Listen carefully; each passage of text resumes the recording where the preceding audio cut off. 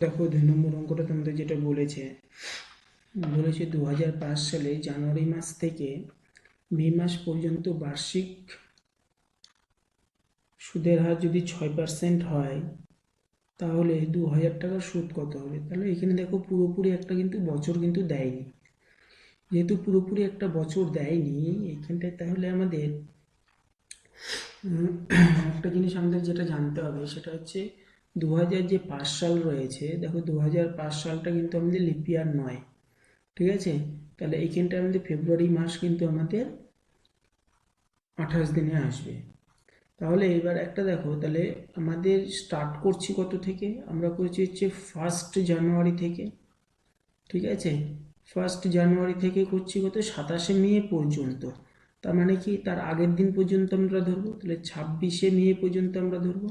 তাহলে number of days আমাদের কত হচ্ছে, তাহলে তাহলে নাম্বার অফ কত দিনের জন্য আমাদের টাকাটা থাকছে সেটা আগে আমরা দেখে নেব।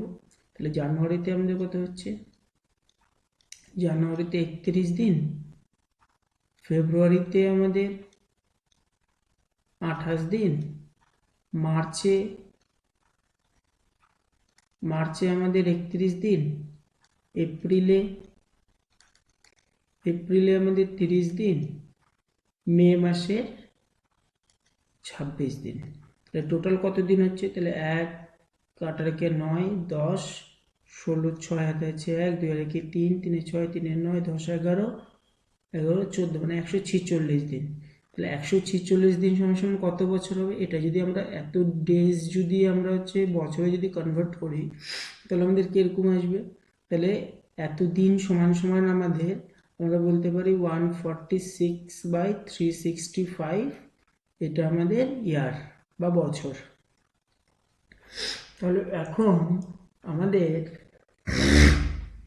আমাদের এখানটায় আসল কত রয়েছে, তাহলে অঙ্কটাতে আসল কত বলেছে, আসল আমাদের বলেছে যেটা আমাদের পি টাকা, পি যেটা সেটা আমাদের হচ্ছে 2000 টাকা বলেছে, ঠিক আছে।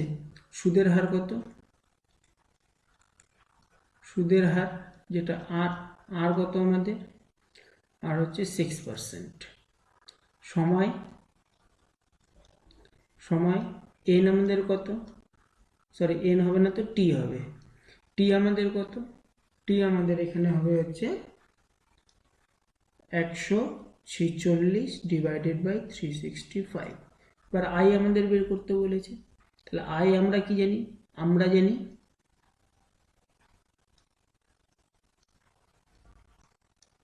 আই সমান সমান PRT/100, এটাই ফর্মুলা।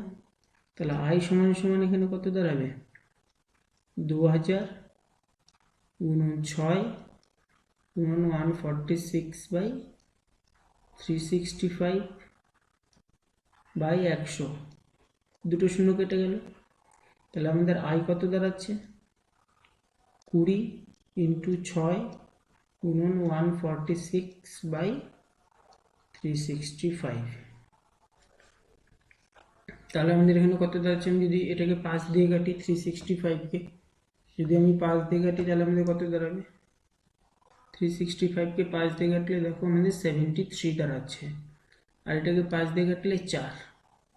এবার 73কে 146 মানে 2, তাহলে আমাদের ইন্টারেস্টটা কত দাঁড়ালো, 4×6×2, তার মানে I = 48। তাহলে এবার আমাদের সুদ কত হবে, 48 টাকা।